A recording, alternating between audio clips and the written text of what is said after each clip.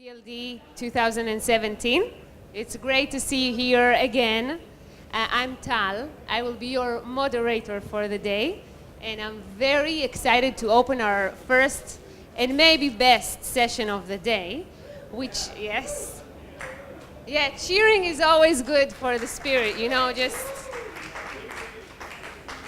be supportive. So our first panel is Cities, the Hotbeds of Innovation. And our moderator for today is Eitan Schwartz, which is the CEO of Tel Aviv Global. Eitan is a true Tel Avivian.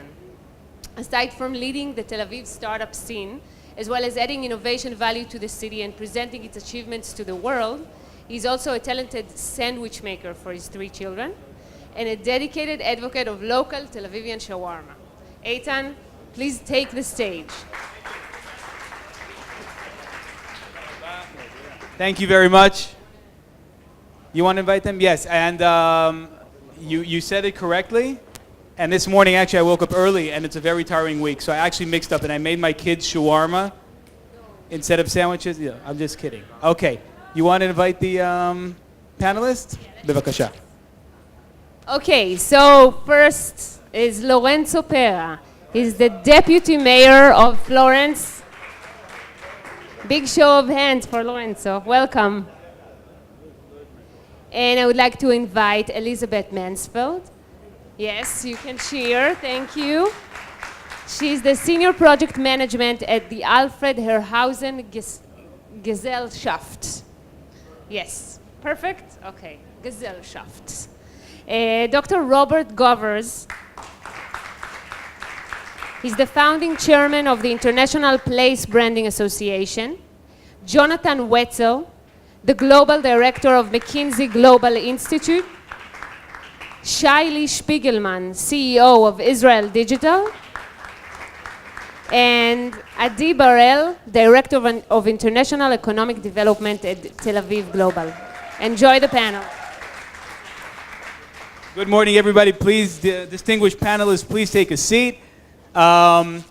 Welcome all to the first session, and indeed the most interesting session we will hear today. At 18 minutes after 11, we will finish, and you can all go to the beach and have a wonderful time with the rest of your day.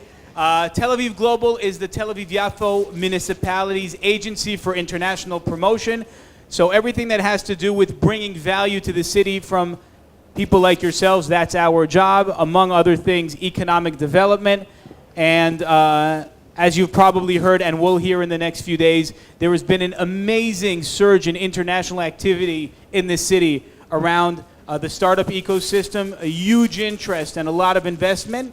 And to start and frame our discussion today, I want to invite my colleague, Adi Barel, Head of Economic Development.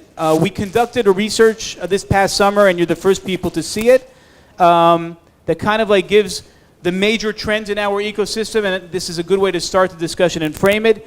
So you all have these booklets on your chairs. You're welcome to take them. They give the research in detail. By the way, this is a team member of ours, if you can see the booklet. This is Avia Finkelstein. Avia, can you raise your hand? Oh, there she is. The beautiful lady on the SAP, that's Avia. She works for us. We get a wonderful value for our dollar. So Avia, thank you for doing this for us. It's a wonderful picture, and we will use it for many more years to come. So Adi, without further ado, please take the stage, and let's hear about the Tel Aviv ecosystem, and then we'll begin our discussion.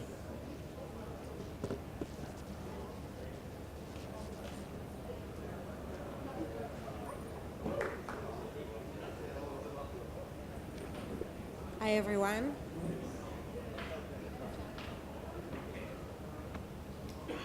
Good morning, everyone. Thank you for coming. Thank you for being here.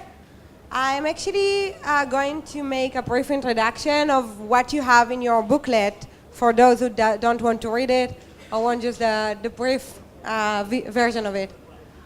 So we are talking about, today we are going to talk about some latest data, trends that we recognize, challenges, and our vision. Okay, so a bit about Tel Aviv. As some of you know, Tel Aviv is less than half of the size of San Francisco. It's a pretty small city. The numbers what we see lately is that the numbers are growing. We see that in Tel Aviv we have 1,700 startups, and we have the highest amount of startup per capita in the world. We have one startup for every 250 residents.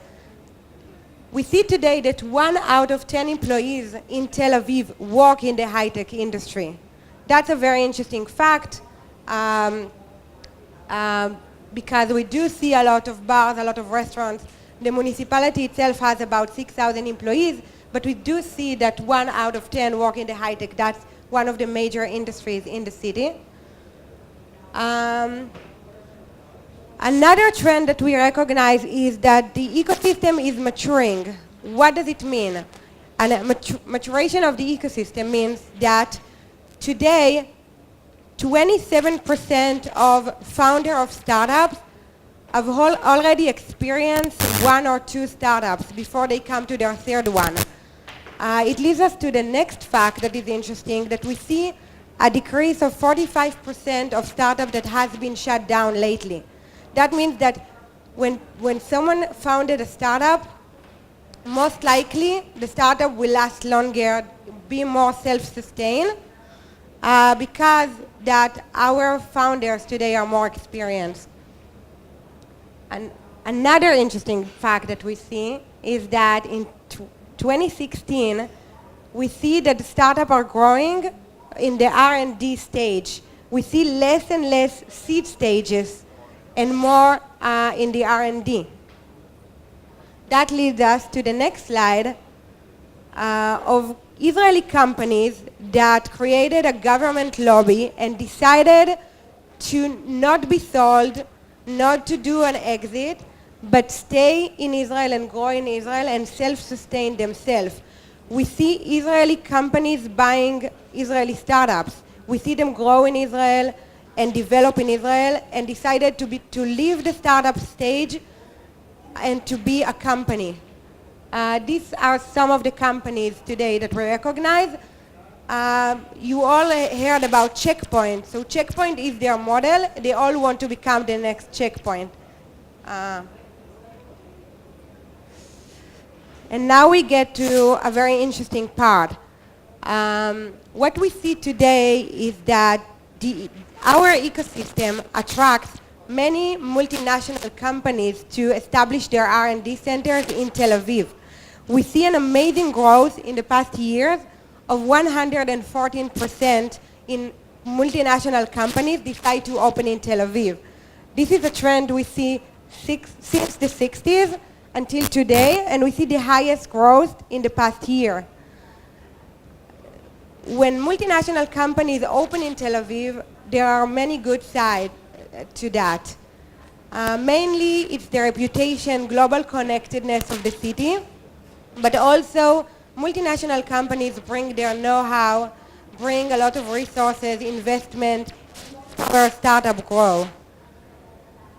These are just some of the multinational companies that opened lately, but we do see some challenges. Some of the challenges are that multinational companies today bring with them various salaries.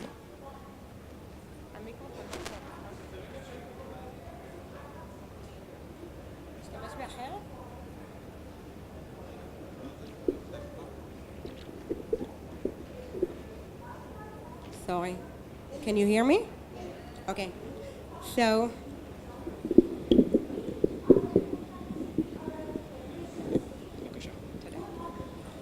sorry about that. So what happens now is when multinational companies come to Israel, they compete on the brands and the talents, and they hire the salaries. Salaries today in Tel Aviv in the multinational companies are very close to San Francisco, to Silicon Valley. That makes a very high cost of living. Tel Aviv is one of the most expensive cities to live in, but also it drives our startups. Small startups today need to compete on talents because they cannot pay the high salaries of the multinational companies. Another challenge that we see is that the city become less and less diverse. We see more high-tech people come and move to the city and less of the creative class and the people that we do want to see in the city. So there is, in Israel in general, but worldwide, there is a high demand for tech talents, and this is something we are facing in Tel Aviv. There is a very high demand and very low supply of talents in Israel. That very close connects to the fact that many talents that work for the multinational companies doing relocation to different places in the world.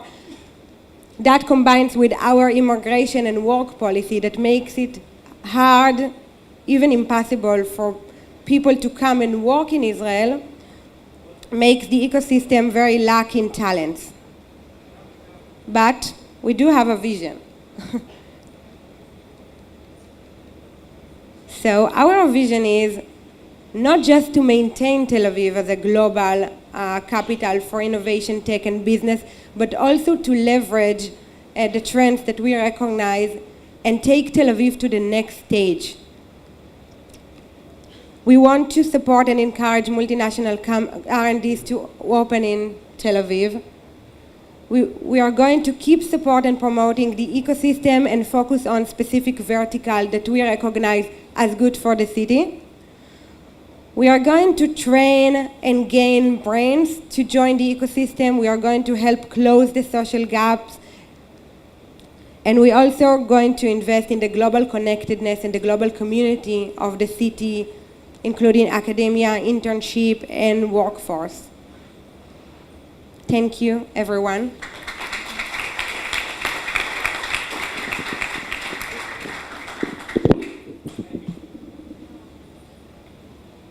Thank you very much, Adi. Please join us.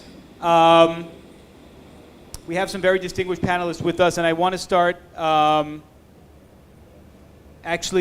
first question to you, Robert Govers. You deal a lot with branding issues of cities and nations, and we spoke over the phone about this. Our assumption today is that cities are hotbeds of innovation. We wanted to show the Tel Aviv case and what Tel Aviv is doing. And our assumption is that innovation can only take place in cities, or that major innovation will only take place in cities. So, A, from an international perspective, is this true? And B, what is the economic implications of this innovative industry in cities? We talked about some of the challenges that we are facing now. Is this something that's shared as a worldwide phenomenon? Yes, thank you very much. Great to be here. Thanks for the invitation. And a good question. From a brand perspective, because that's really my field, I look at places as brands. And I would, when we talked about this, cities as hotbeds of innovation, I said, well, that's like saying that rivers are beds for water, right? So, you can't have a city if there's no innovation. For me, the essence of cities is innovation, because cities bring people together, they're diverse, they've got higher education systems. So I would argue that cities are always about innovation, but obviously some cities are more innovative than others, as we just seen in the figures. What is most striking, having been here for a couple of days in Tel Aviv, and what concerns me most when you're saying, when you're listing your challenges, is this idea of diversity, because I think that is essentially what makes Tel Aviv more innovative and different than any other cities. And we were discussing the same issue when we were in a session yesterday about tourism. And your colleague in the tourism market field said, we don't really have an attraction. And I said, well, are you kidding me? This place is actually in the Middle East. And I haven't seen any city that is more diverse, more liberal, more tolerant than any other city in this region. So I think it's actually a unique story, and possibly the reason why you would attract this amount of innovation and number of startups and international companies, I would argue. So to me, that is essential, because just saying we want to position ourselves as the most innovative city in the world or whatever, you should see the number of brand strategies where I've seen that. So obviously you're not going to stand out if you just say we want to be the most innovative city. You've got to add something that is about your character, your identity, the uniqueness of the city that makes it that innovative. And I think Tel Aviv is quite unique in that sense. Thank you, Robert. Jonathan Wotzel, you're from McKinsey. You're the director of the McKinsey Global Institute, which is the business and economics research branch of McKinsey, and you also co-chair the Urban China Institute. You deal a lot with the Asian markets. We assume here in Tel Aviv that the secret of our success, as Robert indicated, is this pluralistic, tolerant approach and live and let live type of philosophy.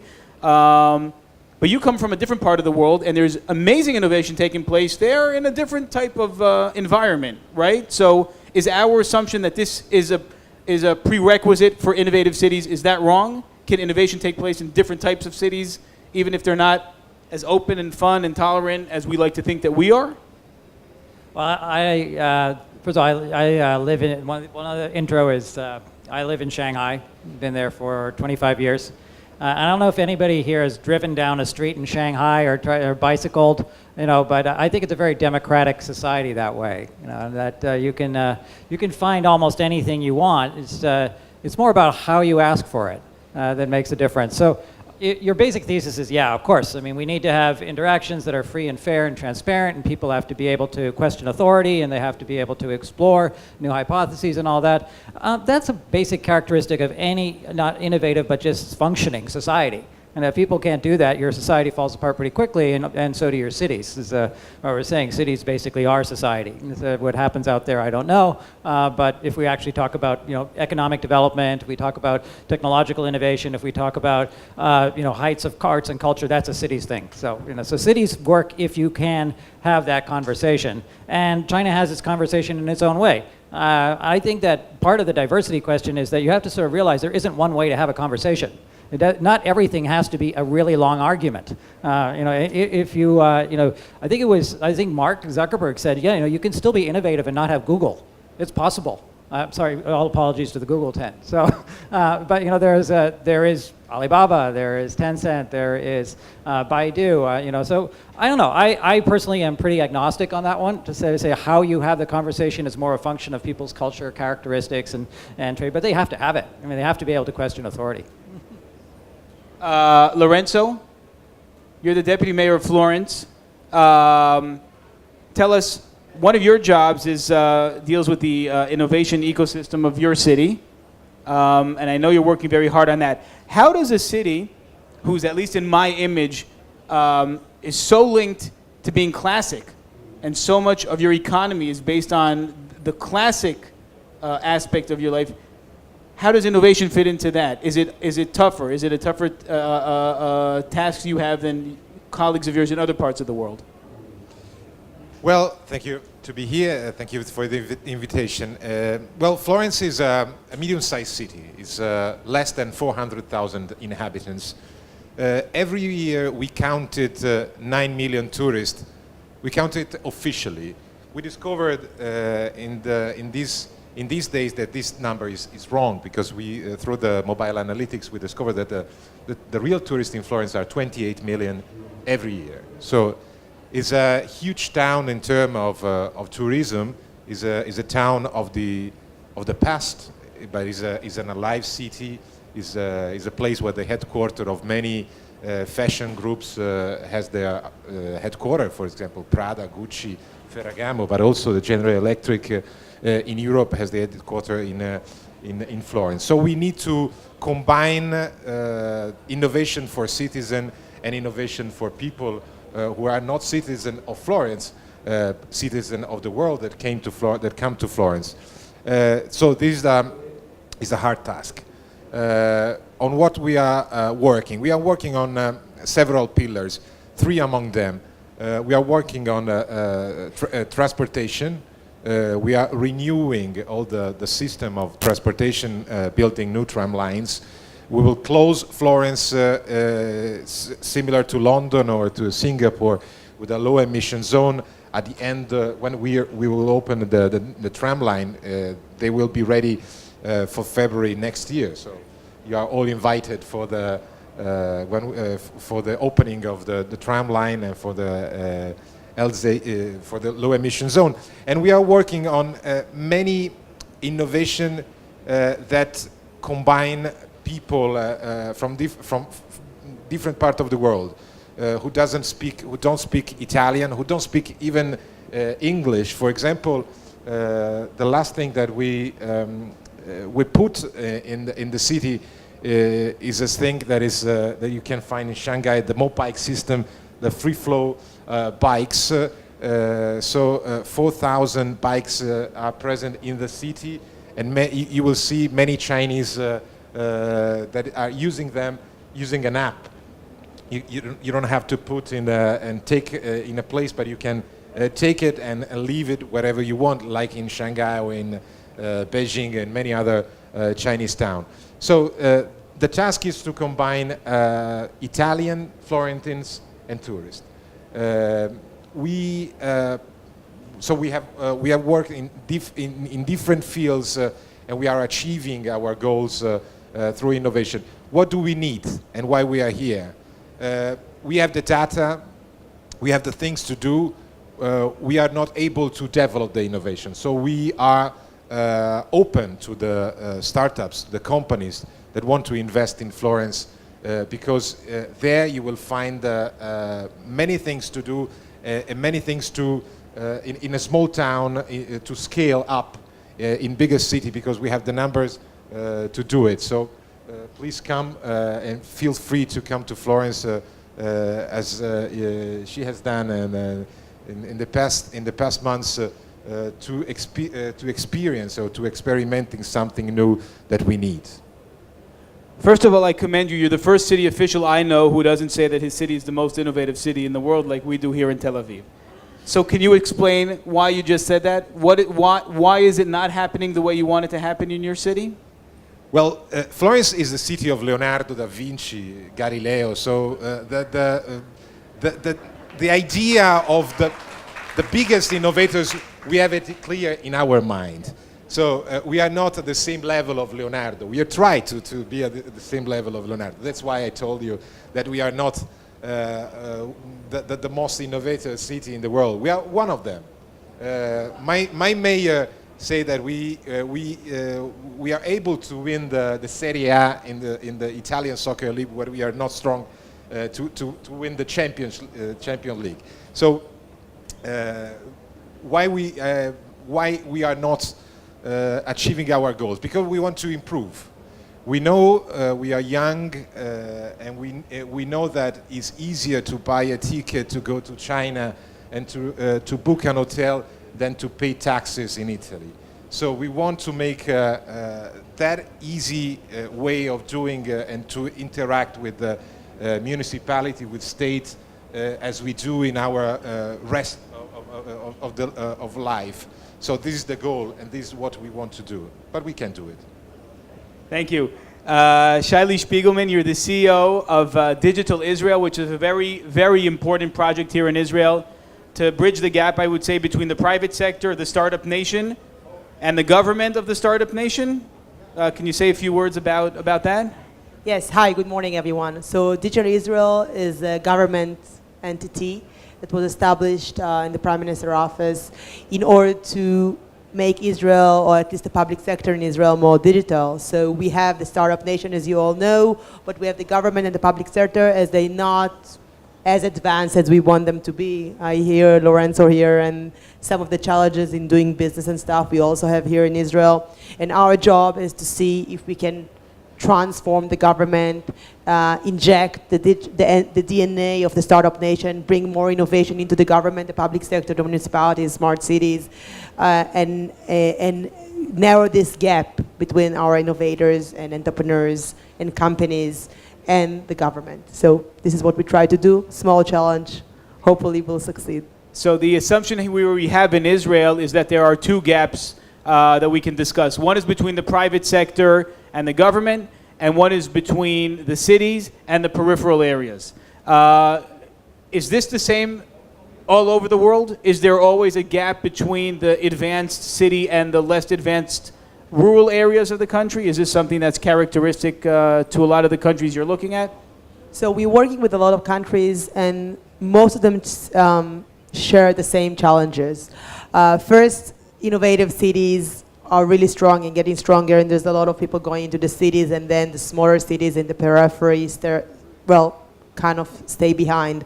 And it's very, expensive and not very easy to make a city become a hotbed of innovation, and probably in a country as small as Israel, but other countries have few cities. So you can mention, even in the US, you can think of, Silicon Valley, Boston, New York, mainly. Maybe Atlanta is now starting. So even in the US, there are no more than 5 or 6. All over the world, there are no more than 10 or 12, in my opinion, innovation cities. The small cities do stay behind, and we as a government make sure that we try to narrow this gap and not let some of them run faster and leave some of the train behind. The other challenge that we discussed over the phone is there are citizens that some of them are not online or not as advanced, and as we progress with smart cities and services and things, those people that are not as advanced stay behind. In Israel, 25% of the population is not online, mainly ultra-Orthodox Arabic people and senior citizens. But it is a challenge as a government and also as a city to deal, because I'm sure some of the people in Tel Aviv are not as advanced and not online and not in the digital area. Now you run as a global city, you do a lot of things. What about those citizens or your inhabitants that are not there yet, and how you make them go online, how you make them understand the importance of the progress in digital area, how you narrow this gap. So these are some of the challenges that we are dealing with. And I don't know if we can be an innovative country if we're not making sure that we take all of the country with us and not leave parts behind. When you say 25% of the Israeli population is not online, what does that mean? They are not online. They don't have access to a smartphone? Well, some of them may have smartphone, but not using it on the smart way, so doing it as a phone because it's more of a brand now. So most of them do not have smartphones, do not go online, do not do Google, do not speak with a teacher over WhatsApp or whatever, do not do Skype with their granddaughters and grandkids. They're not online, they don't understand. When they want to pay taxes and when they want to go to a doctor, they go physically and make an appointment or go to the bank. They don't know they can do shopping or look for information online. They're not online. Elizabeth, I want to ask you, you do work in developing countries on promoting innovation and innovative projects. Can you say a few words about your work? I know you still wanted to show us some slides, so please, the stage is yours. Please, sure. Cities has always been centers of growth, and you already mentioned it. It's hubs of innovation, and they profit from the agglomeration of benefits and large labors, pools and knowledge spillovers. So they foster the creativity and the exchange of ideas, and it's the interplay between producers and consumers and public and private sector. So at the same time, innovations are the drivers to grow and to transform cities. And innovations involve when we have especially inadequate situation or turbulence of situation rather than comfort. So, and this we see especially in cities which are dense and not steadily growing and faster growing. We see this in the developing countries. A classic example is, and you all know, is Uber. That changed absolutely the way of transportation and how we get and perceive and consume our transport. Given this enormous power of innovation to transform the urban ecosystem, given the enormous change of this ecosystem, I would like to ask or to get into the question how innovation could be sustainable, because this is, on a long-term basis, the important question which we have to answer. So now I need the pictures. Good innovation. Now, sorry for these problems, the technical problems. Now we got it. Thank you very much. So you see, getting back to my sentence, dense cities driving innovation, and especially in those developing countries. So my question is, what is good innovation? And we as Alfred Herrhausen Gesellschaft, we understand good innovation happens when problems are fully understood. And it comes from a proper problem identification. And you all know I borrowed this item from the design thinking approach and user experience approach. So what does it mean? It means that good innovation happens when problems are fully understood. And the question is how we turn the city into an innovative space, as an innovative space into an innovative city. What can we do that people fully understand their problems to create sustainable solutions? The failure often of cities to develop and maintain their growth may result from difficulties of matching the technology with the institutional arrangements and the supply and demand factors. And there I would like to give you some examples where I observed to see a failure of innovation on my last trip to Africa. I've been in Lagos this year. Nigeria, Lagos is the capital of Nigeria, 20 million capital. And transport is the most difficult problem to handle in this big city. And Lagos, the city bans the yellow minibuses. And as you can see on my diagram on the right side, the buses, the main part of the buses are used by the population, and the BRT, that's the small light slice is the BRT system. And the city introduced a BRT system which is expensive and not affordable for the main part of population. So I'm asking myself, is this an innovation which is thought through? It's more affordable, it's efficient, but does it include all the population? Next example is in Accra, in capital of Ghana. And there you see the central market. People live on the street. And the city built up, and you see it on the right side, I don't have got this picture, a market hall for the market. And all the street market should be transferred to the market hall. What happened? The market hall, after a year, is still empty. Nobody uses the stands in the market hall. People still live on the street, and they trade and they pop up their markets on the street. So I'm questioning myself, is this an adopting problem, or a timely adopting problem, or not thought through innovation or re-innovation of an urban order? And that's my last picture.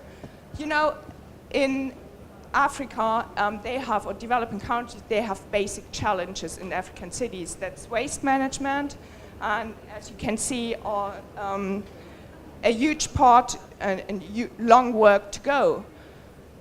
So what we need, and what we as Alfred Herrhausen Gesellschaft also think, it's sustainable innovation needs government to shape the cities and as support. And that's one hand, the national government can help support project preparations, and government is one of the major backbones to enable an innovation in less developed countries. And innovation, as already mentioned in a panel, needs a creative environment which shape a creative class of people, and not only vice versa. Government should have an active role in understanding, and we need for that policies which support, and the basics is as well the variety in cities which attract and shape creative space. And last but not least, it is the dialogue. It is the dialogue between public and private sector.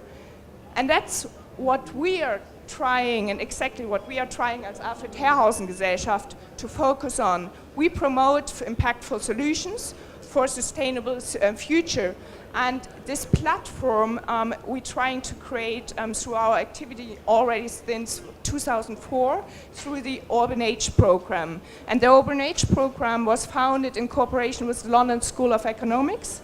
And it's an investigation of the spatial and social dynamics of cities I need only 1 minute, so catalyzes information, experiences, and innovation across the global network. So we bring people together which are decision makers, stakeholders in the urban planning and urban development, creating new innovations. And this conference, and we hold, and I show you a picture, we hold since 2005, about 14 conferences in important cities to different themes of urban development. And if you want to get further information on this, just feel free to come later on for further discussion.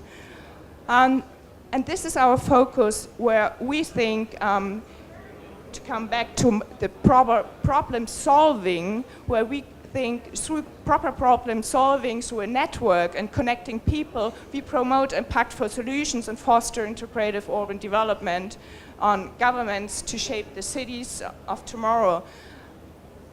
So thank you very much, and if you have questions on our work, I'm happy to get in a talk to later. Thank you very much. Thank you very much, Elizabeth. Thank you very much. We have about 5 more minutes. I will ask an identical question to each one of our panelists. Preconditions, must-haves to develop innovation in cities from your perspective and from your work. Who would like to start? What is the #1 ingredient in the secret sauce that must take place? Is it critical mass? Is it policy? Is it a percentage of young people? What is it? What is the #1 thing that people have to look for when they're looking at how to develop innovative ecosystems in their cities? Who wants to start? Jonathan. Money. No money, no market, no talent, no housing, no technology, no success, no innovation. So start with some money. Money will be a good thing. I think I already said it, diversity, but also I think a market that is eager to try new things. A local market that is a substantial local market that is eager to try new things. I would say the people. I would say one thing, I would say two. People and culture. So there is to be a culture of openness and innovation that allows people to do the work. I would like to add, it's even education. We need good education to attract the people. Well, I think there are many. There is not one. The desire to change is one fundamental aspect we need. If you want to change, you use innovation. It's easy. Well, you said the age of the people who live in a city. That's very important. I think one of the strongest aspects of Israel, of Tel Aviv, is to have a very young people living here.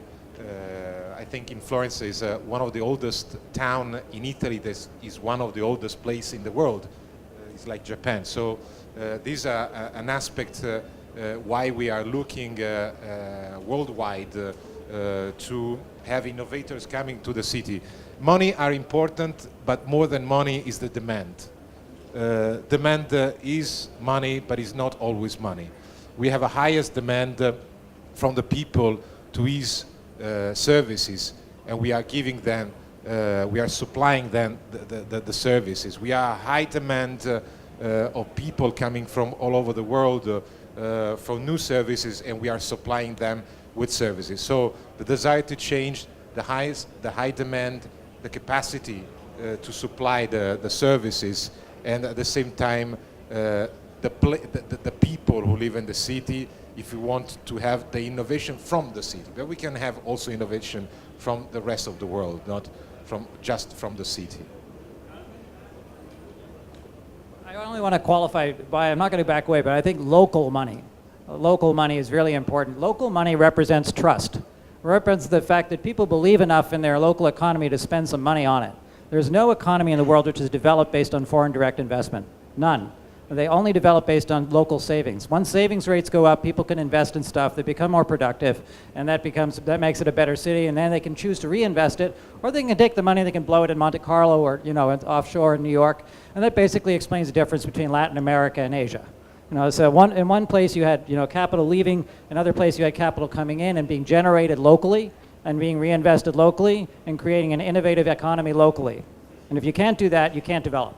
And so, I mean, the people can have the most talented people in the world. But why is it that if we believe that talent is equally distributed across the globe, and there should be smart people in every society across the globe, that only some places actually develop? It's clearly not a function of people. It's a function of what you're doing with people and whether in fact we're investing them and whether people locally choose to have the confidence and the trust in their institutions to actually invest locally. One of the most positive things about this book is that 60-70% of investment in companies in Tel Aviv is from local investment. Israeli investors have confidence in Israeli companies and in startups here. That's a very confident thing. You can't be 100% because obviously then you're not getting the benefits of being global, but it's good that you have strong local investors. And that's a very good sign for the future of Tel Aviv's startup community.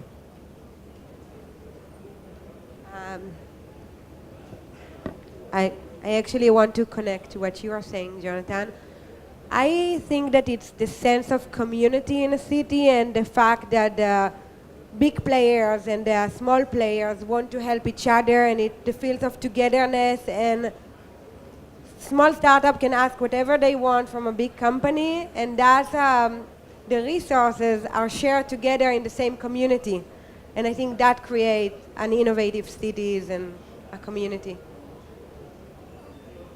Thank you very much, Adi Bar-El, Lorenzo Pena, Elizabeth Mansfield, Robert Govers, Jonathan Wotzel, Shiley Spiegelman. Thank you all very much for coming, and enjoy the rest of the day here at DLD and here in Tel Aviv. Thank you very much.